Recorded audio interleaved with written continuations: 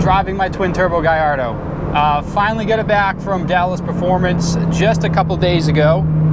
Today is Monday. Got it back Thursday, so like, I don't know, what is that, like 4 days? 4 or 5 days?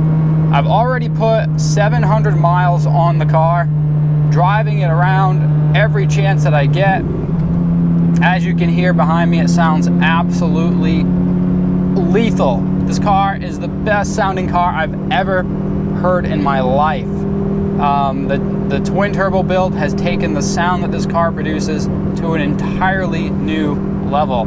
And I'm not the only one who thinks that, because as I've been driving it around town, I've been getting texts from people, texts and Facebook messages and messages on social media saying, hey, I just spotted you in this town. The car sounds ridiculous, or something like that. Everyone's always talking about the sound, and I'd have to agree, it sounds awesome. So in this video, I'm going to give you a little review of what I think of the car so far. You know, like I said, around 700 miles or so. I obviously can't give you a really in-depth review, but I'll be doing reviews like this, you know, every couple months or so. Maybe 3 months from now, I'll do another one. I love the car now. It's stage 2 twin turbo. I usually drive it around on the 811 wheel horsepower tune, and the car is just brutally fast. The turbos come to light around 3,000 RPM, and when that happens, you know, you better be paying attention, because when they spool up, I mean, it's going to set you back in the seat and you're going to take off like a rocket. You know, driving around town like this, the car can be driven like a normal Gallardo. The only thing that you will notice just driving around town is the sound. It obviously sounds a lot different with the turbo spool and stuff like that. And you can't really tell that it has, you know, triple the horsepower until you smash on the gas and, you know, then you're taking off. Now the car is converted back to all-wheel drive, obviously for traction issues. And I don't know if this is because of that reason or the particular clutch that is in the car now, but the car is a lot more jerkier taking off from a dead stop than it used to be. Couldn't really see it back there, but taking off from a dead stop, I'm still trying to figure out how to do it without looking like an absolute noob who's trying to learn how to drive a standard and is almost stalling the car. So it's going to take some getting used to. It may be the type of clutch that Dallas put in the car to hold the extra power, I'm not sure, but it is quite jerky. See, did you notice that right there, how jerky it was taking off? It's so annoying. Like, I don't know if it's the clutch, like I said, or if it's just how the car was in all-wheel drive before I converted it to rear-wheel drive. Part of the reason for me converting it to rear-wheel drive when I first got it was to smooth out some of that jerkiness, and I don't remember if it was that bad. If it was, now I remember why I went to rear-wheel drive. So it's going to take some getting used to again. Or it could just be the high-performance clutch that's in the car now. You know, that could be some of that attributing to the jerkiness. I'm not sure. Now, this is not really related to the car being twin turbo, but I forgot, with this car being gone for so long, for what, 4 or 5 months, however long it was gone, one of the things I forgot about is just how much attention it gets, especially here in southern Maine. We don't see these types of cars on the roads at all. This is a very rare sight. It was a very rare sight for me to see a Lamborghini before I even bought mine. In fact, I only ever saw maybe 2 or 3 max in person before I actually saw mine when it got delivered off the truck. So driving this around town or anywhere in this state, people look at you like you're from another planet. Like, I cannot take the car to like the grocery store, for example, or to go grab some dinner and just think that we're gonna be able to slip in and out without, you know, getting any attention on us. You know, just driving down the road, people are whipping out their phones, taking pictures, following you around. It's something I forgot about. And yeah, as a Lamborghini owner, that kind of comes with the territory, and I have grown to kind of become used to it, and I enjoy it now, you know, for the most part. But sometimes I just want to jump in the car and just be by myself and just drive around, and it's impossible in a bright yellow Lambo. So maybe if I ever get a different one or another one, I'll make sure it's like dark gray or something like that. Maybe it'll blend in a little bit better.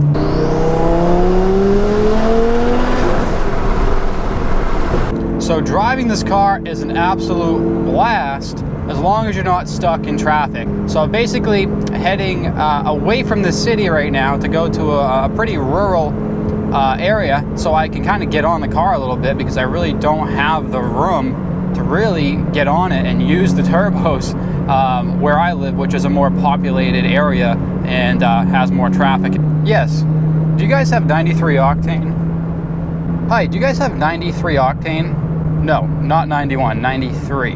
Okay. All right, thanks, bye. Hi, do you guys have 93 octane? You don't. All right. Hi, do you guys have 93 octane? You do. All right, I'll be there in about 3 hours. Okay, so being in Maine, we don't have 93 octane fuel at every single gas station. We usually, about 80% of the time, if you go to a gas station, there'll be 87 octane, 90 or 87, 89, and 91, something like that. Well, this car requires at least 93 octane fuel. So if I'm running low on gas like I am right now, I'm about a quarter of a tank. I actually forgot that I have to go to a place with 93 octane. So here I am driving out into a rural area to shoot this video, to get away from humanity so I can have some room, and there's no gas stations around here with 93. So I'm having to call all these places, and I did find one. We're about 5 miles away, so we're gonna go get some fuel right now. Now, if for some reason I was about to run out of gas and I needed to put 91 in the car, it's fine. I just obviously couldn't be ripping on it and being in boost all the time.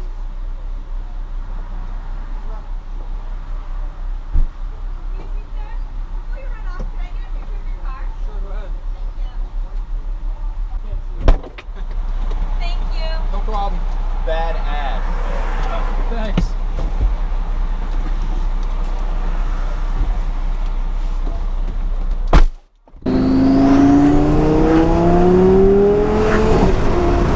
All right, we're in a rural area now, and I hope you can still hear me with the window down a little bit. I want to keep the air conditioning off. Driving this car on back roads, you know, roads with not much traffic, is an absolute dream come true. I mean, this car just has endless power, it seems. The sounds it makes when you downshift and just smash the gas is just, to me, perfect. There's nothing else like it. So there's a car turning in front of me right now. I'm gonna downshift and get into third gear and get on a little bit once I get to this straightaway up here. But just listen to those turbos. 2 turbos spinning right behind my head. And when you shift, when you hit the paddle here to shift up, the sound that the blow-off valves make, oh my God, it's just amazing. I hope you can hear them. I'm gonna downshift again and give it a little bit of gas here. We're doing about 50 right now, about 3,400 RPMs in third gear. And here we go. Once those turbos kick in, it sits right back in the seat. And did you hear that big pop? That was actually a flame coming out the back. So when you hammer on it like that and you shift up and you let off the gas, or when whatever the car does, you know, it cuts off fuel in between shifts, a huge fireball comes out the back. It's awesome. You can't see it in the daytime that well, but at nighttime, I've been told that the flames that this car shoots is sometimes as long as half the length of this car. It's pretty crazy. So again, we're cruising at 6th gear right now, about 70 miles an hour, 2,500 RPMs. If I just hammer on the gas, you can still hear the turbo spooling up behind me. And the turbos don't really come to life until about 3,500 RPMs. So if you're doing like a roll race or something like that, and you want to get off the line pretty quickly, I like to be in third gear, you know, revving around 3,500 RPMs, and then when you smash the gas, there's minimal turbo lag. I actually raced my friend's supercharged C7 Z06 yesterday on the highway, and one of the things that I noticed when we kind of roll raced, although it wasn't that good, my car was actually on the lowest tune because I had a bad O2 sensor and I didn't want to break anything. One thing I noticed is when we start to take off from around 50 miles an hour, his car generates instant boost because of the supercharger. There's no lag, it's belt driven. me, it takes like a second or two for those turbos to spool up. But once they spool up, man,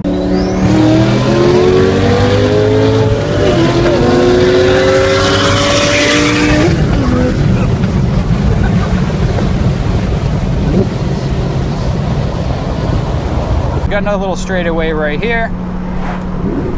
Downshift to about third, right where she likes it. 3,500 RPMs, and let's hope there's no cops up here.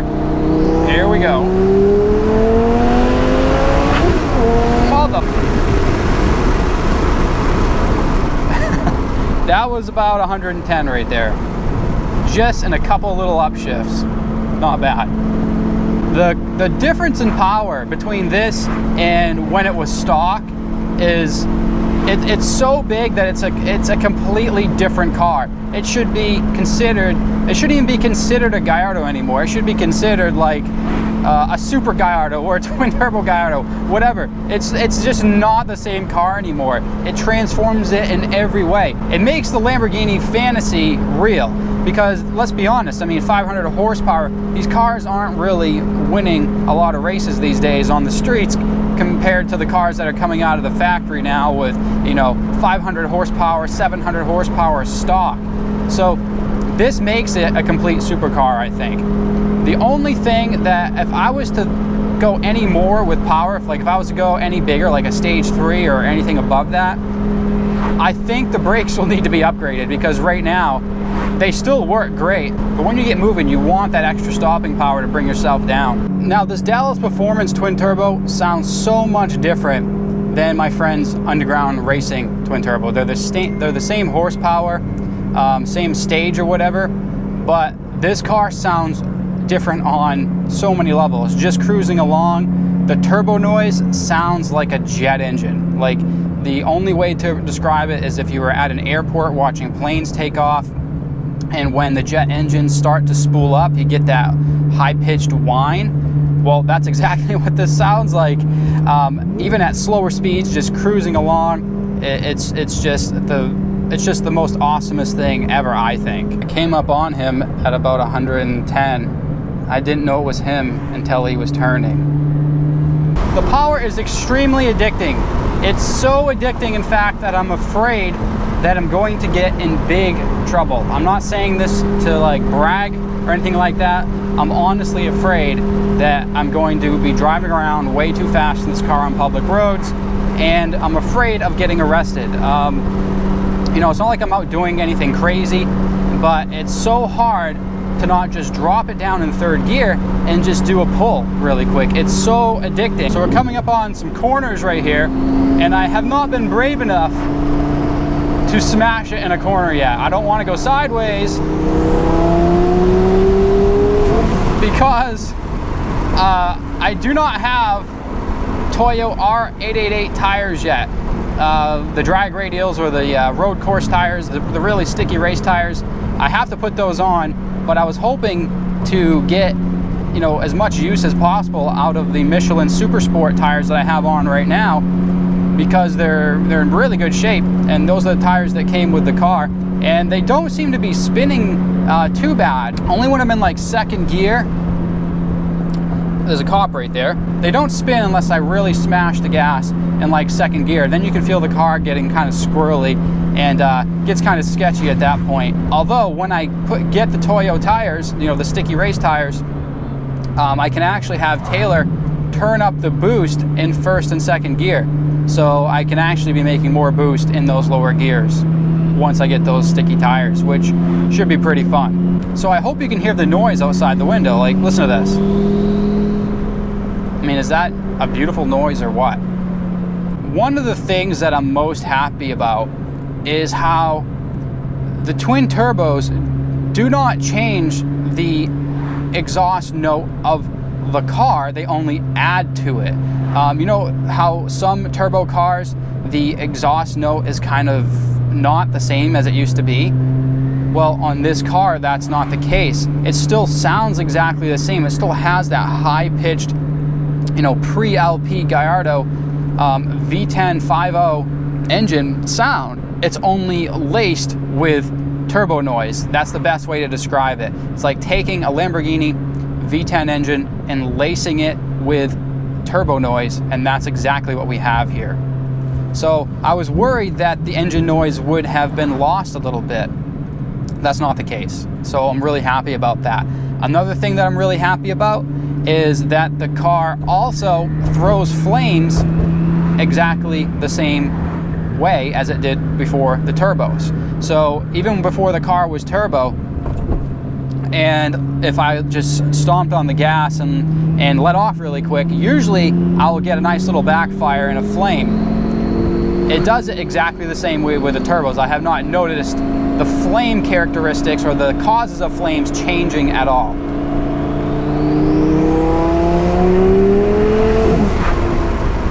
So right there, we just went from about 40 to about 80, just in a blink of an eye.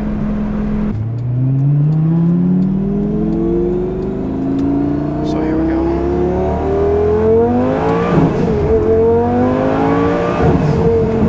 All right, there's a little corner right here, so we gotta slow down. Let's stomp on it again. Wow. I hope you're hearing all these noises because they are orgasmic.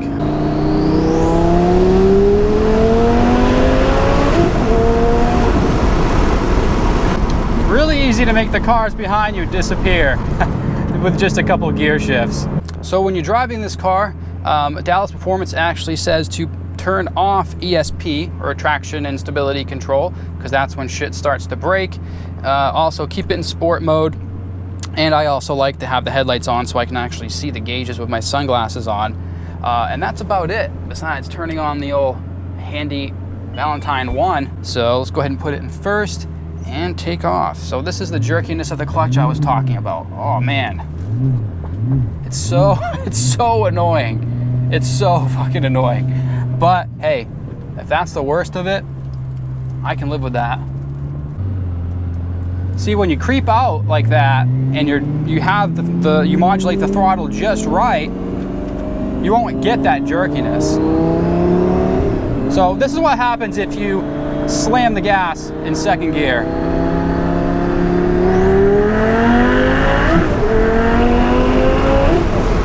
I don't want to say how fast that was, but it was pretty fast for a second to third pull. Again, everything is mounted directly behind my head here, just beyond the firewall, obviously. I'm surprised and satisfied how well I can actually hear everything. I was worried that I wasn't going to be able to hear it that much in the cabin, but you can. The sounds that it makes, you know, it's something I dream of when I'm sleeping at night. When I go to start the car after it's been sitting for a while, there's really not much better things in this world than listening to a cold start of a Dallas Performance twin turbo Gallardo. It's the best sound in the world.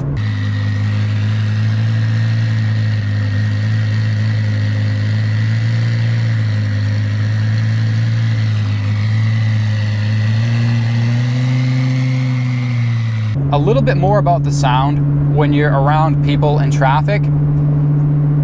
No longer is it just the looks of the car that grabs people's attention. It's the sound. It's very, very unique, and it's very, very futuristic sounding. Emily actually said that it sounds like a Tron car or something, and that's probably a good way to describe it. When those turbos start spooling up, it makes, like I said earlier, it makes that jet engine-like sound, and it just turns heads alone and gets people to really wonder what the heck is this car, or if they know what it is, what the heck is up with it and why does it sound that way. So that's it, guys. I'm 100% happy with everything. The addiction is strong though. I'm already addicted to this power, and I'm already thinking about what's the next step.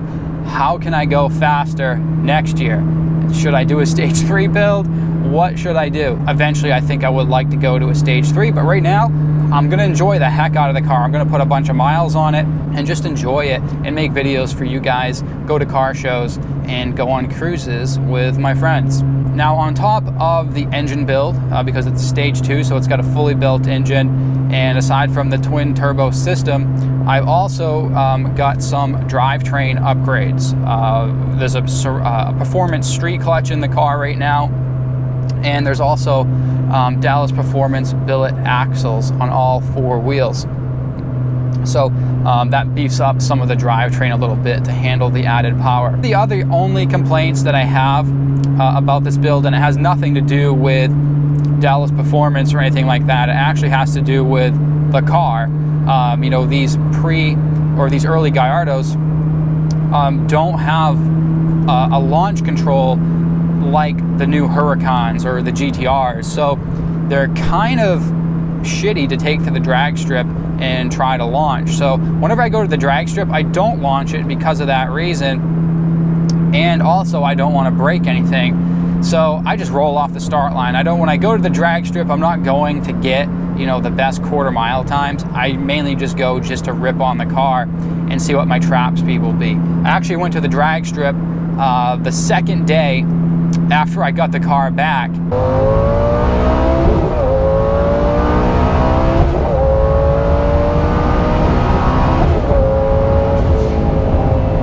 And, you know, that's all I did. I just rolled off the start line and just wanted to see what the car would trap. It actually trapped at 139 miles an hour and some change, so not too bad. So that's it, guys. That's my review of my 2004 Lamborghini Gallardo, built by Dallas Performance with a Stage 2 twin turbo build. You know, this is what I think of it. This is how I feel about the car. You know, I put 15,000 miles on the car before the twin turbos, and I'm going to be letting you know of my experience owning this car, being twin turbo now, and, you know, 1106 wheel horsepower. You guys are going to see it all. Just be patient for the videos to come. I'm driving around enjoying the car, and it takes time to edit the videos. I can't just upload the same day usually. So thanks. Go ahead and press like on this video if you've enjoyed it and want to see more. That's how I know if you've enjoyed it.